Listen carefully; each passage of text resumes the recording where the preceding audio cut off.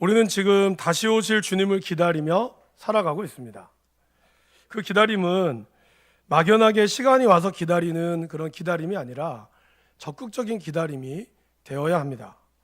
그래서 우리는 주님이 오실 때까지 준비해야 합니다. 그래서 그 준비 과정에서 우리 주님께서 우리에게 말씀하신 대계명과 지상명령, 이 말씀을 통해서 교회와 성도를 이루는 5가지 기둥, 그것을 제가 12월부터 지금까지 나눴습니다.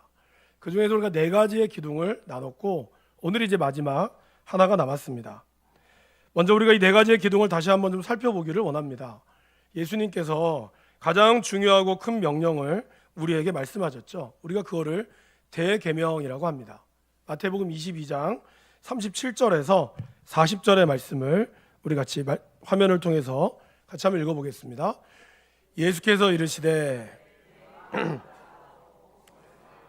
뜻을 다하여 주 너희 하나님을 사랑하라 하셨으니 이것이 크고 첫째 되는 계명이요 둘째도 그와 같으니 내 이웃을 내 자신같이 사랑하라 하셨으니 이 2 계명이 온 율법과 선지자의 강령이니라.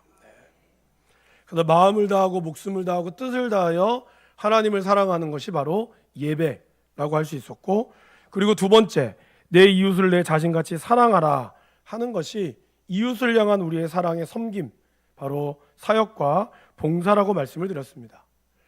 주님은 이제 승천하시면서 지상 명령을 우리에게 말씀하셨죠. 그것이 바로 마태복음 28장 19절에서 20절 말씀입니다. 우리 이 말씀도 같이 한번 읽어보겠습니다.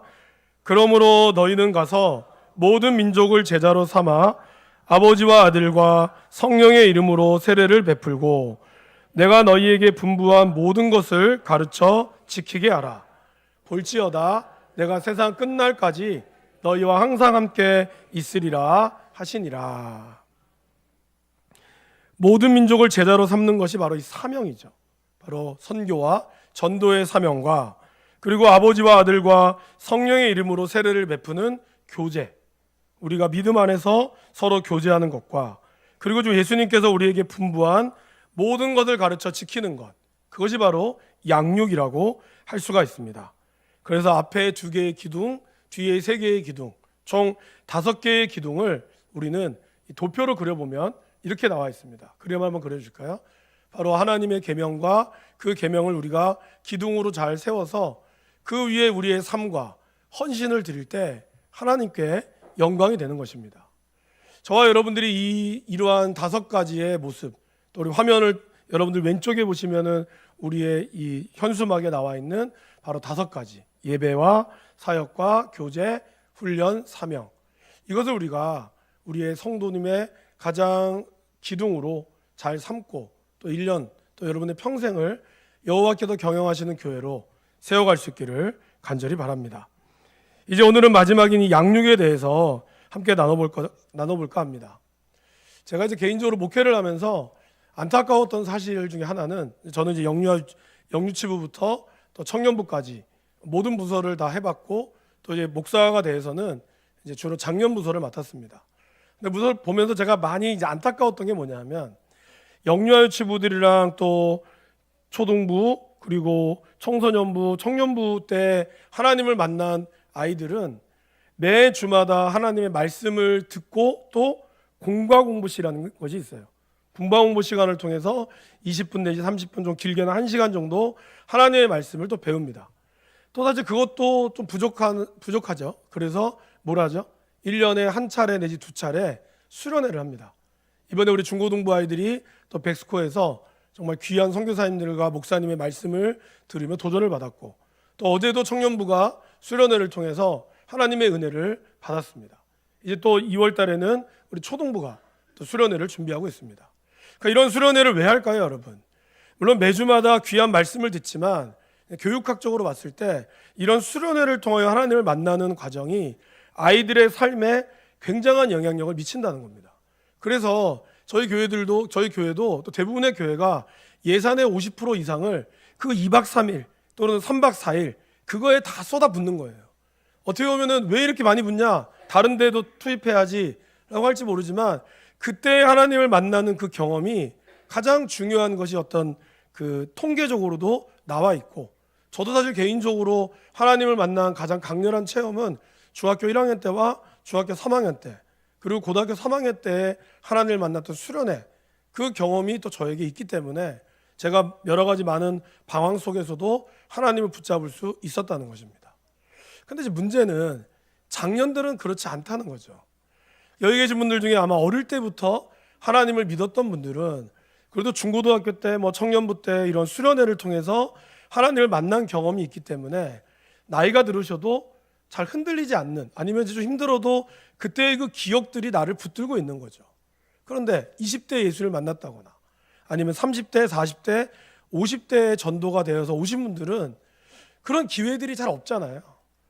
그래서 그런 기회들이 없는 상태로 이렇게 매주마다 오시는, 또 물론 부흥회 같은 거 하면 또 은혜를 받으시겠지만, 어떤 수련회 때 딱 집중적으로 다른 어떤 건 생각하지 않고 수련회 장소 가서 오직 밥 먹고 또 같이 교제하는 시간들이 거의 없거든요. 그러다 보니까 작년부의 수련회가 참 필요하다는 생각이, 제가 목회를 하면서 제가 또 담임이 되면서도 그런 생각들을 사실 굉장히 많이 했습니다. 그래서 어떻게 하면 우리가 정교인 수련회를 좀 해볼까, 이런 당회와도 의논을 하던 차에 참 쉽지는 않다라는, 아직까지는 그런 결론을 우리가 내리고 또 기도하고 있습니다. 작년에 저희들이 이제 3050 수련회라고 해서 3월 1일과 2일 날 1박 2일로 이제 했습니다. 거의 이제 강의 위주로 하다 보니까 조금 이제 지루한 맛도, 사실 저도 준비하면서 좀 멤버십이 좀 부족했다라는 생각이 들긴 했는데, 거기에 이제 이런 수련회를 정말 난생 처음 하신 분이 한 분 계셨어요. 근데 그분이 이 수련회 끝나자마자 저에게 찾아오셔서, 목사님, 여름에도 제가 한다고 들었는데 언제 하냐고. 그럼 자기 꼭 갈 거라고. 제가 그 얘기를 들으면서 참 너무 감사했고, 그러니까 이분은 어릴 때 예수님을 믿지 않다 보니까 이런 약간 나이가 들어서 아이를 키우면서 했던 이 수련회가 나름대로 기억이 되셨던 것 같아요. 이게 참, 그래서 더 우리 나이가 드시든 안 드시든 정말 아이를 키우고 정말 육아나 여러 가지 많은 것들에 지친 분들에게 말씀이 필요하다는 생각이 정말 많이 듭니다. 여러분 어떠십니까? 우리가 나이가 들어서 인생의 경륜이 많다고 해도 과연 우리가 하나님의 뜻대로 지금 살아가고 있습니까? 그런 시간들이 우리에게 필요하다는 것입니다. 집중적으로 하나님의 말씀을 듣고 그 가운데 다시 한번 나의 삶을 점검하는 그런 시간들이 필요하다는 거죠. 그러한 시간들이 뭘까요? 바로 양육이라는 거예요. 우리가 이렇게 한 달에 몇 번 하는 걸 양육뿐만 아니라, 그런 수련회를 통해서 우리가 다시 한번 하나님을 인격적으로 만나고 다시 한번 하나님께 도전을 받는 그런 양육의 시간들이 있어야 우리가 다시 건강하게 삶의 모습을 보고 나아간다라는 것입니다. 사랑하는 여러분, 우리가 하나님의 형상대로 창조되었음을 우리는 기억해야 합니다. 저와 여러분들의 모습이 다 다르지만 하나님께서 그분의 형상에 따라 여러분을 빚으시고 여러분을 만들어 가셨다라는 것입니다. 그래서 하나님께서는 그런 소중한 존재를 우리를 만드셨다는 것이 우리의 위대한 특권이고, 우리가 정말 소중하다는 사실을 우리가 알고 일깨워주고 있습니다. 근데 이러한 소중한 존재가, 하나님은 소중한 존재인 우리가, 하나님은 성장하기를 누구보다 원하신다는 거예요. 여러분, 우리 또 할머니 할아버지들 계실 텐데, 또 손주를 두신 분들은 핸드폰 사진을 가만히 보면 주로 무슨 사진이 있어요? 자기 사진은 별로 없어요. 다 애기들 사진, 자기 손주들, 손자들 사진입니다. 근데 동영상도 많죠. 거기 보면은 되면 어떻죠? 아이들이 막 두 돌 지나면 막 아장아장 걷다가 넘어지기도 하고, 그리고 막 달려가다가 반말도 아닌 것이, 존댓말도 아닌 것이 아빠 이거 먹어? 막 이런 얘기들을 보는데 이걸 잘 담아놨어요. 그죠? 사실 이런 것들은 힘들고 좀 피곤할 때 이런 거를 한 번씩 보면 기분이 좋아지죠. 근데 여러분 어떻습니까? 이렇게 너무나 귀한 이 아이들의 이 모습을 우리는 우리 마음에 담고 눈에 담은데, 이런 모습이 아이들이 평생 가기를 원하세요? 그렇게 원치는 않잖아요. 아이들이 정말 너무 이쁘고 너무 귀여워. 사실 이때만 지나면 아이들이 어떻게 해요? 말도 안 듣죠. 맨날 그때부터 속색이죠. 그렇지만 이 아이들이 그렇게 되더라도 우리는 이 아이들이 자라기를 원합니다. 네 발로 걷다가 두 발로 걷고요.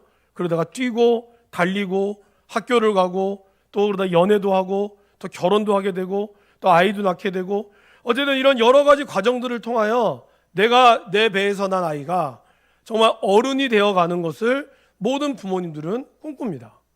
그 과정이 결코 쉽진 않죠. 그러나 적어도 그렇게 되는 것이 이 아이의 어떤 정상적인 삶의 모습이다라는 것입니다. 영적인 아버지인 우리 하나님 아버지께서도 저와 여러분들이 그렇게 성장하기를 바라고 있다라는 것이죠. 그래서 성경은 우리의 모습을 씨앗 그리고 건물, 자라나는 아이에 비유하고 있습니다. 근데 여러분, 특별히 아이를 키워보시거나 또 여러분들 스스로도 자라서 아시겠지만 우리의 성장이 그냥 이루어지지는 않아요. 그죠? 중간중간에 어마어마한 사춘기도 겪기도 하고요. 소위 얘기하는 인생의 어떤 풍지풍파도 겪으면서 우리는 자라갑니다. 결코 어느 인생이든 만만한 인생은 없다라는 것이죠. 마찬가지로 하나님 앞에 영적인 성장도 그냥 세워지지는 않는다라는 것입니다. 구원이라는 것은 선물입니다. 여러분들이 받을 수 있어서 받는 것이 아니죠. 하나님께서 우리에게 값없이 주시는 선물이라는 것입니다. 그런데 영적인 성장, 우리가 하나님의 뜻대로 자라는 것은 뭘까요? 그거는 열매라는 겁니다. 그래서 여러분, 선물은 노력으로 얻어지지 않지만 열매는 어떻습니까? 열매는 노력을 해야 얻을 수 있다는 것이죠. 우리 여러분들 식탁에 나오는 이 쌀, 그리고 여러분들이 이제 명절에서 드시는 딸기 같은 거 있잖아요. 사과나 아니면 여러 가지 과일들이 그냥 내가 돈 주고 사니까 제주도에서 쭉 하고 날라와서 직접 먹을 것 같지만 사실은 거기에는 수많은 농부들의 땀과 피와 그리고 거기에는 고난이 묻어져 있다는 거죠. 태풍이 오면 그걸 감싸줘야 되죠. 태풍 오고 나서 저희들이 이제 낙과를 따라간 적이 있었거든요. 그 망연자실에 있는 그 농부 과수원 주인의 표정을 잊을 수가 없습니다.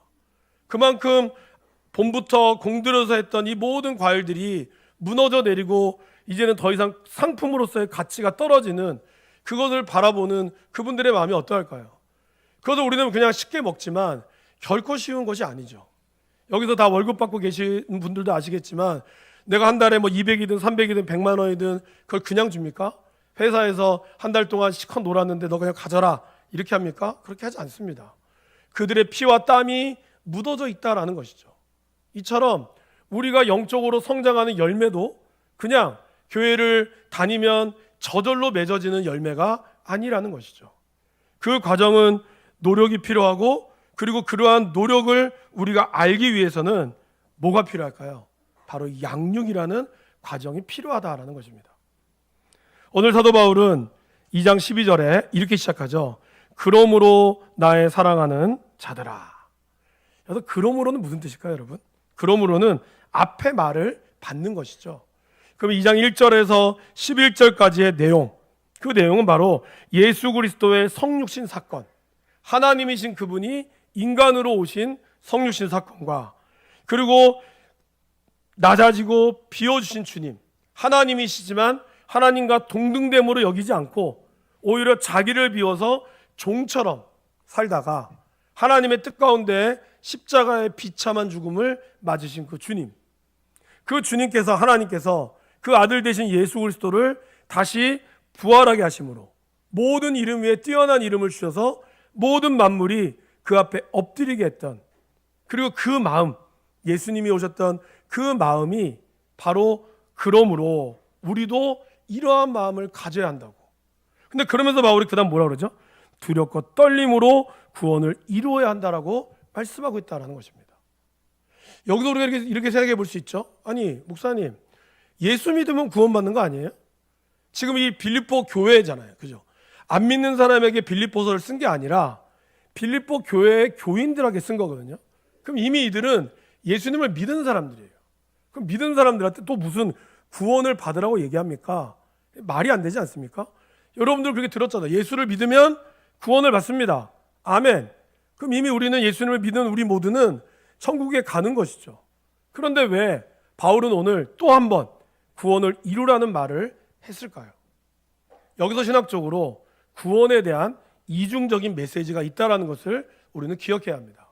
그러니까 하나님이 우리를 값없이 준 것으로 우리가 믿음으로 얻는 이 구원은 맞아요. 이걸 우리는 객관적인 구원이라고 합니다. 그러나 우리의 구원은 객관적인 구원에서 끝나는 것이 아니라 주관적인 구원이 있어야 한다는 것이죠. 자, 이걸 좀 더 쉽게 생각해 보면 이렇습니다, 여러분. 저희 이제 군대를 가면 가장 먼저 가장 먼저는 아니지만 조교들이 하는 말투부터 고칩니다. 그러면서 말투를 고쳐야 돼요. 어떻게 고쳐요? 다, 나, 까로 만들어야 돼요. 무조건 했어요 하면 안 돼요. 했습니다. 선생님 식사하셨습니까? 까로 올려야 돼요. 반드시. 다나까로 끝내야 돼요. 근데 여태까지 20년 동안 살아오면서 다나까의 말을 잘 안 했거든요. 그냥 엄마 밥 줘, 밥 주세요 이렇게 했지, 밥 주십시오 아니면 밥 주시길 바랍니다 이렇게 안 했다고요. 그러다 보니까 자기도 모르게 처음에는 긴장해서 막 알겠습니다 하지만 조교가 이렇게 뭐 좀 풀어주고 하면 자기도 모르게 이거 신발 신었습니까? 아니요? 이렇게 딱 나온다는 거예요. 그러면 뭐예요? 이미 군복을 입어서 나는 군인이지만 완전한 군인은 아니라는 것입니다. 또 제대하고 나면 우리 일반인이잖아요. 그런데 이제 저희 때는 핸드폰이 거의 없었으니까 전화가 오면 저도 모르게 이렇게 받아요. 통신부한 김지혁 이렇게 나와요. 통신부한이라는 말은 군에서 쓰는 말이거든요. 저는 이미 군대를 제대했고 저는 이미 민간인이지만 2년 2개월 동안 군 생활한 몸이 저 안에 배이다 보니까 저도 모르게 그런 군대 용어가 나온다는 거예요. 여러분, 우리는 예수님으로 인해서 구원을 받았습니다. 그래도 우리는 예수님이 우리에게 입혀준 의의 옷을 입고 있어요. 그런데 여전히 내 안에는 구원받은 자의 모습이 아니라 세상의 모습이 들어가 있다라는 겁니다. 여러분 어떻습니까? 교회 오셔서 여러분들이 화장도 하고 정말 아름답게 입고 오셨으니까 다 믿음 좋은 것 같으나 집에 가면 어때요? 집에 가면은 나의 본 모습이 나오잖아요. 그러면 교회에 있을 때 이런 교회의 용어가 아닌 집에서 쓰는 나만의 모습과 나만의 그런 본성이 드러날 때가 있다라는 거예요. 그러니까 이미 우리는 구원을 받은 백성이지만 여전히 구원받지 못한 나의 말과 나의 모습이 존재한다는 것이죠. 그래서 사도 바울은 우리에게 구원을 이루라, 이것은 이미 받은 구원이 진짜 우리의 삶에 완전히 체득이 되도록, 완전히 정말 구원받는 사람답게, 정말 구원받는 사람답게 살도록 우리에게 보여주라라고 애쓰고 힘써야 한다라는 것입니다. 그래도 저는 그런 얘기 많이 드렸잖아요. 우리의 인생이 공사 중인 인생이라고 말씀을 드렸습니다. 안타깝게 우리는 예수님을 믿고 구원을 받았으나 여전히 우리는 구원받지 못한 모습으로 나의 말이나 행동하는 경우들이 많다라는 것입니다. 구원을 받는 모습은 힘들고 느린 과정이라는 것을 기억해야 합니다. 우리 아까 예준이가 갑자기 키가 훅 자랐어요. 왜 그랬을까요? 여기 받침대가 하나 있거든요. 네. 근데 여러분, 예준이가 언젠가는 저처럼 자라겠죠? 저보다 크겠죠? 근데 안타깝게도 부모가 너 왜 빨리 안 자라니? 해서 갑자기 10cm가 크는 것은 쉽지가 않습니다.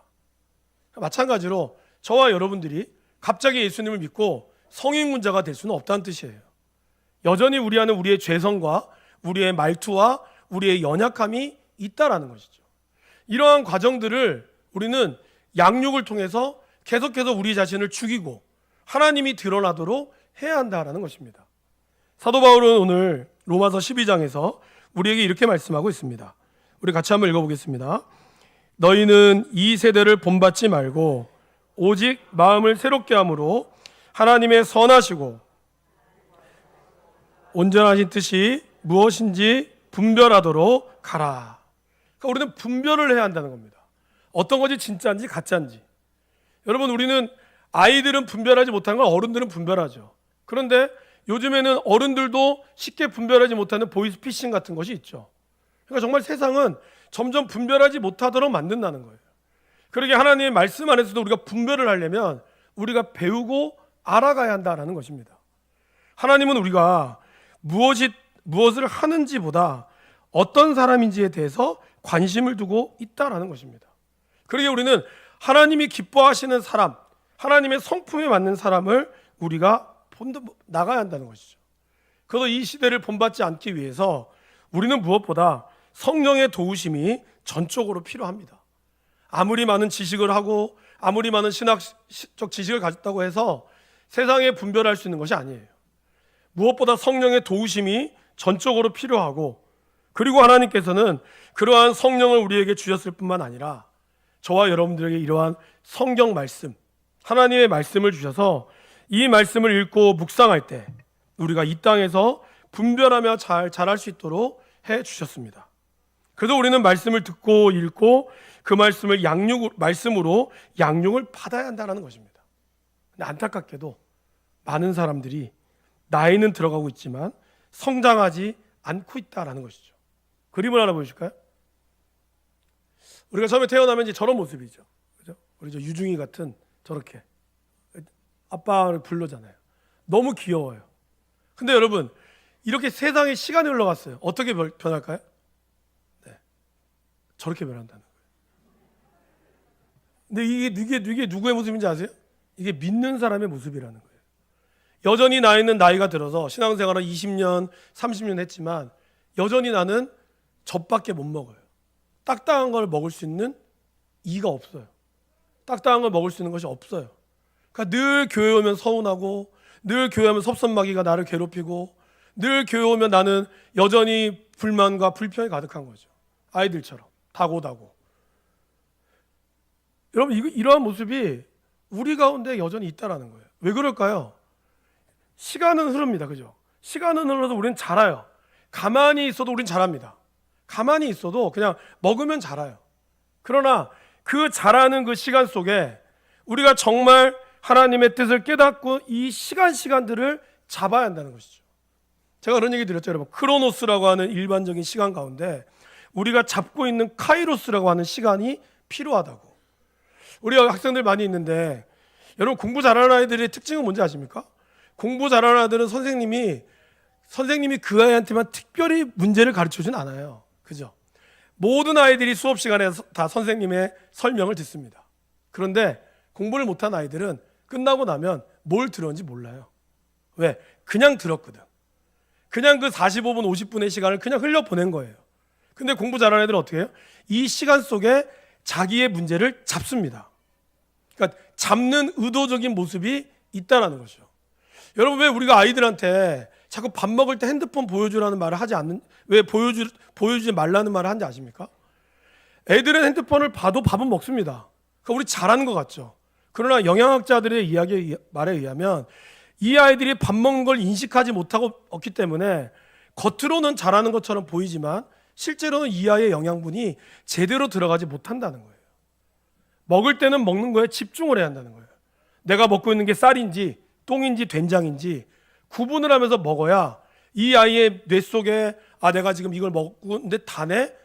이게 들어간다는 거예요. 근데 그냥 아무 생각 없이 먹기만 먹이면 우리는 잘한다고 생각하지만 그러지 않는다는 것이죠. 말씀도 어떨까요, 여러분? 하나님의 말씀을 이 시간 여기 모두 다 계십니다. 그러나 돌아가서 이 시간들이 그냥 어차피 1시간 버티면 된다. 그 시간 갑니다. 버티면 돼요. 그러나 그 시간 속에 하나님이 나에게 말씀하시는 것이 무엇인지를 내가 잡고자 한다면 그 말씀은 여러분에게 생명이 되는 거죠. 그러나 똑같은 시간 가운데 어떤 사람에게는 말씀이 생명이 되기도 하지만 어떤 사람에게는 그 말씀이 똥이 되기도 하는 거죠. 그것은 내가 내 시간을 어떻게 지내느냐에 따라 달라진다는 겁니다. 시간은 흐릅니다. 똑같이 우리는 나이가 들어서 수염도 기르게 되고요. 그 다음에 머리도 빠지게 되고요. 힘도 없어지게 돼요. 그런데 어떤 사람은 그 시간 속에서 정말 멋있는 어른이 되는 반면 어떤 사람은 그냥 노인이 된다는 거예요. 왜 그럴까요? 바로 그것은 우리가 의도적으로 내가 성장하기를 사모하느냐 그렇지 않느냐에 달려 있다는 겁니다. 여러분, 그냥 잘하는 것은 시간이 지나면 잘합니다. 그냥 삼시세끼 먹고 하면 돼요. 그러나 성장은 반드시 의도적인 헌신과 결단이 필요하다는 거예요. 그것이 없이는 결코 우리는 성장하기가 쉽지 않다. 그냥 성장은 할 수 있으나 영적인 성장은 어렵다는 것이에요. 그래서 사도 바울은 구원을 이루라 라는 말을 하면서 그 뜻은 이겁니다. 절대로 구원을 이루는 것을 포기하지 말라는 뜻이에요. 그리고 또 하나, 구원을 이룰 때 이렇게 얘기하죠. 두렵고 떨림이 있어야 한다는 거예요. 이 말은 뭘까요, 여러분? 죄를 지어서 하나님 앞에 두려움을 떠는 그 두려움이 아니라 내가 그것을 담아내기 위해서 오는 사랑에서 오는 조심스러움을 뜻한다는 거죠. 갓난아이가 애가 있잖아요. 그럼 여러분 갓난아기를 어떻게 안습니까? 일로 와, 확 이렇게 안아요? 그렇게 안 안죠. 큰일 나죠. 어쨌든 이 아이가 너무 귀하니까 이렇게 조심스럽게 안는 거예요. 그죠? 조심스러운 거예요. 왜요? 이 아이가 너무 사랑스럽고 귀하니까. 그죠? 만약에 여러분 정말 사랑하는 사람이 밤새도록 공부하고 왔어요. 그리고 이 아이가 잠들면 어떻게 합니까? 부모님들은 남편이든지 오면 애 자잖아, 애 깨잖아, 쭉 가. 애를 보호합니다. 그죠? 야, 나도 밤샜어. 당신은 놀다가 밤샌 거고 얘는 공부하다 밤샌 거야. 달라요. 우리가 이 아이를 대하는, 그러니까 조심스럽다는 거죠. 우리가 두렵고 떨린다는 것은 조심스러움이 있어야 한다는 거예요. 우리가 하나님의 말씀을 배울 때, 하나님의 말씀을 들을 때 그러한 조심스러움이 있어야 한다는 거죠. 물론 그것이 재미없어라는 말은 아닙니다. 양육은 기쁘고 즐겁고 재밌어야 돼요. 먹는 것도 재밌어야 되고 마시는 것도 재밌어야 되죠. 하지만 그 안에 진지하게 말씀에 대한 권위가 있어야 되는 거죠. 여러분 정말 기쁠 때 오는 그 말씀의 진지함이, 그 다음에 여러분 공부할 때 내가 어떠한 걸 깨달았을 때 오는 이 공부의 즐거움은요 다릅니다. 전혀 달라요. 우리 양육을 하면서 많은 분들이 그런 양육을 하면서 그런 즐거움들이 고백이 되어져요.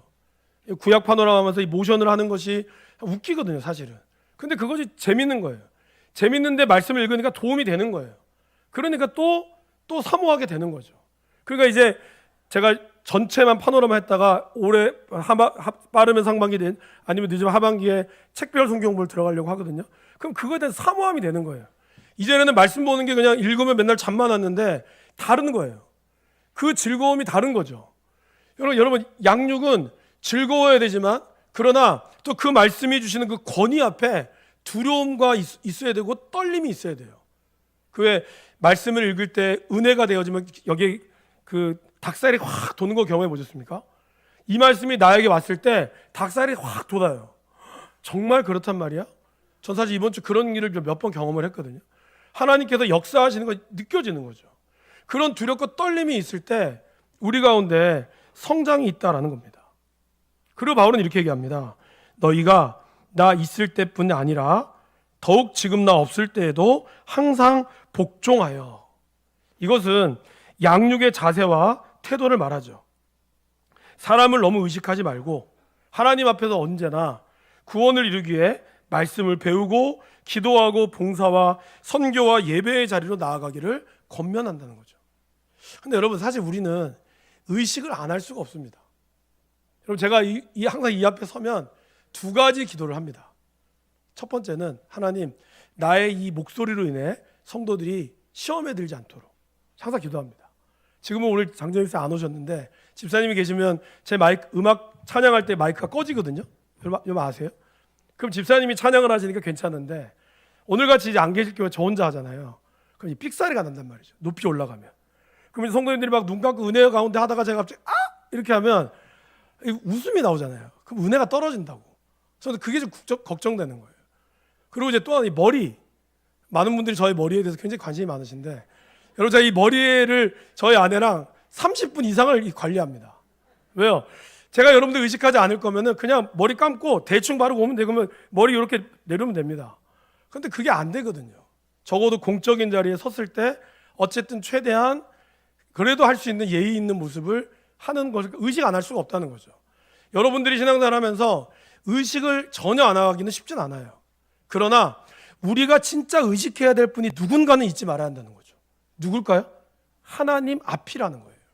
그런데 이제 우리나라는 조금 답답한 거는 너무 유교적인 사상이 강하니까 뭐 이렇게 잘못됐다는 건 아닙니다. 그러다 보니까 신앙생활 할 때 너무 사람을 의식해요. 그러니까 교회에 와서는 온갖 것을 다 챙기고 있지만 집에 가서는 전혀 다른 모습이다 보니 우리의 사랑하는 자녀들이 그런 부모의 모습을 보면서 이율배반을 느끼는 거예요. 우리 아빠는 교회에서는 그렇게 거룩한데 왜 집에 오면 저러지? 또 우리가 그런 의식은 또 이런 거죠. 담임 목사가 뭘 하면은 엄청 말을 잘 듣는 척 하시면서 정작 다른 분이 시키면 안 해. 여러분 이게 아니라는 거죠. 우리가 적어도 교회에서 어떤 일을 맡았을 때 그분이 남녀송계 회장이라면 그분이 아무리 서리집사라도 아무리 성도라도 그분은 장로님들보다 권사님들보다 훨씬 더 권위가 있는 거예요. 그 권위를 여러분들이 무시하시면 안 돼요. 그 권위는 여러분이 세운 게 아니라 하나님이 세운 거라는 거죠. 근데 목사님은 말은 잘 들으면서 그냥 회장님의 말은 나보다 어리고 신앙생활도 좀 부족하게 했으니까 말 안 듣는 불순종의 모습은 하나님 앞에 불순종하는 것과 똑같은 겁니다. 오늘 바울은 그 얘기를 하는 거예요. 너희가 나 있을 때뿐 아니라 나 없을 때도 항상 어떻게 해요? 항상 복종하고 두렵고 떨림으로 너희의 구원을 이루라고. 이건 굉장히 중요한 겁니다.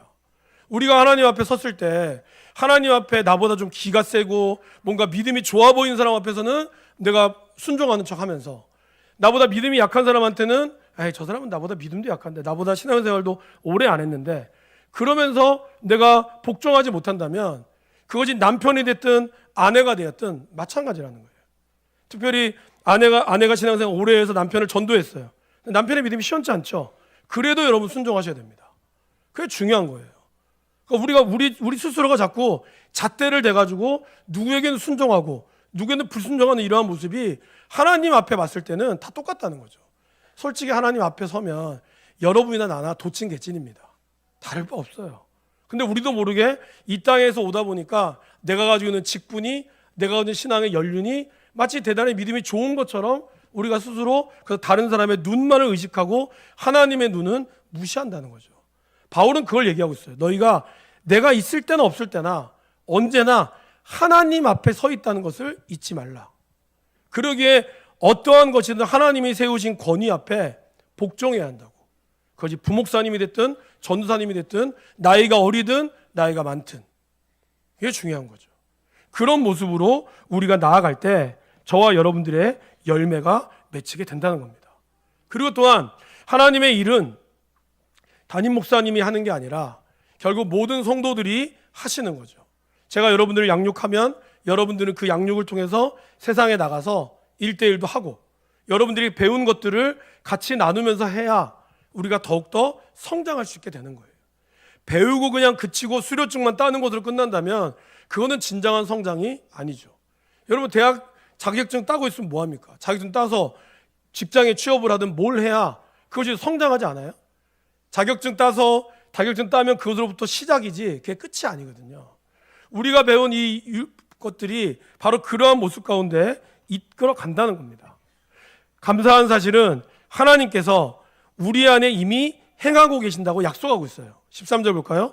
너희 안에 행하시는 이는 하나님이시고 이미 그분이 자기의 기쁘신 뜻을 위하여 너희에게 소원을 두고 행하신다는 거예요. 그러니까 우리가 받은 거를 그냥 실천하면 하나님이 이미 이루시고 하나님이 붙드신다는 거죠. 그렇게 될 때 우리가 주님께서 우리에게 이러한 것을 능력을 주신다라는 겁니다. 마지막으로 바울은 구원의 완성을 위해 꼭 주의해야 할 당부사항을 하나 두죠. 그게 뭘까요? 14절 보세요. 모든 일을 원망과 시비가 없이 하라. 아니 구원을 이루라고 해놓고 왜 갑자기 원망과 시비가 딱 들어올까요? 이것은 우리의 연약함 때문입니다.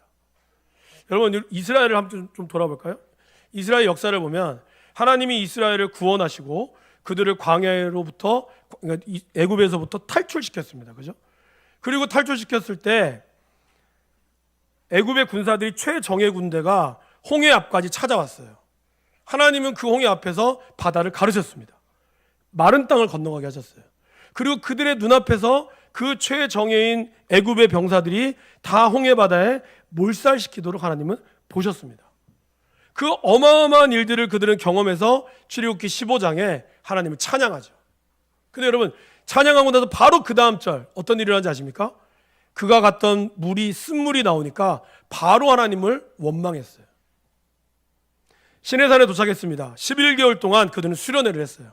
오직 하나님과의 말씀만을 들으며 11개월 동안 열심히 수련회를 보내고 그리고 그들이 드디어 11개월 후에 출발했어요. 가장 먼저 출발하자마자 민수기 11장에 어떤 사건이 일어났을까요? 그들이 그들의 탐욕으로 인하여 하나님을 원망했습니다. 그렇게 11개월 동안 은혜를 받고 제일 먼저 한 것이 원망이었다는 거예요. 마지막으로 그들이 어떻게 했습니까? 이제 정탐꾼을 보내잖아요.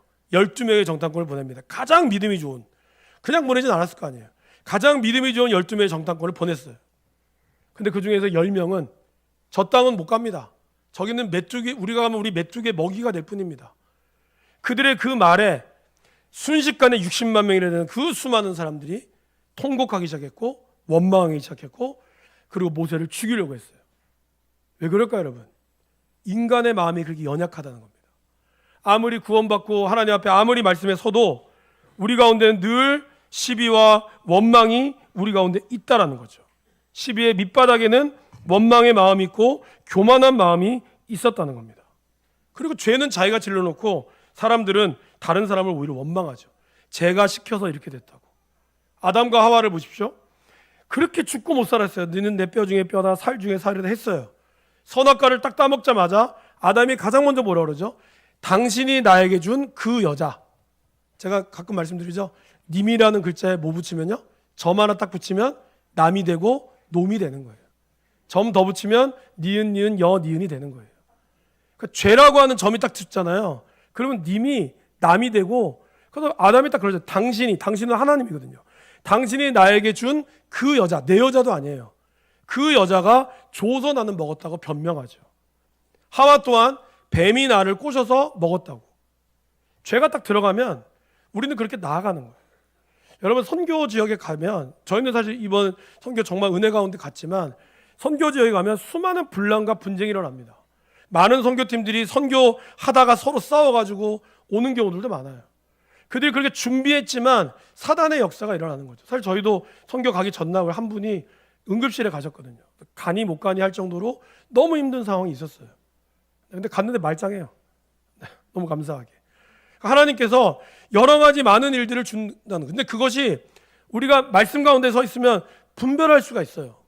우리가 9월 달부터 계속 말씀을 보고 기도했거든요. 분별할 수가 있어요. 그러나 훈련되지 않으면 분별을 못 해요. 그러면 이게 원망과 시비가 붙는 거죠. 왜 아파가지고 밤에 뭐 먹었냐부터 시작해서 그렇게 사람들을 닥달할 수밖에 없다는 거죠. 그러나 딱 분별하면 원망과 시비보다 기도해야 될다는 걸 안다는 거예요. 아, 이거는 사단이 역사하는 거다. 우리 이럴 때 조심해야 된다라고. 나아간다는 거죠. 우리가 양육을 하면 하나님의 말씀을 통해서 그렇게 세워지고 붙들어지면 달라진다라는 것입니다. 사랑하는 여러분, 원망의 뿌리는 하나님에 대한 불신앙이 있고 양육의 과정 가운데 어려움과 시험은 누구에게나 옵니다. 하지만 이 과정 속에서 우리가 악에게 지지 말고 선으로 악을 이겨야 한다는 것이죠. 그것이 양육을 통해서 우리가 깨닫게 되는 하나님의 지혜다라는 것입니다.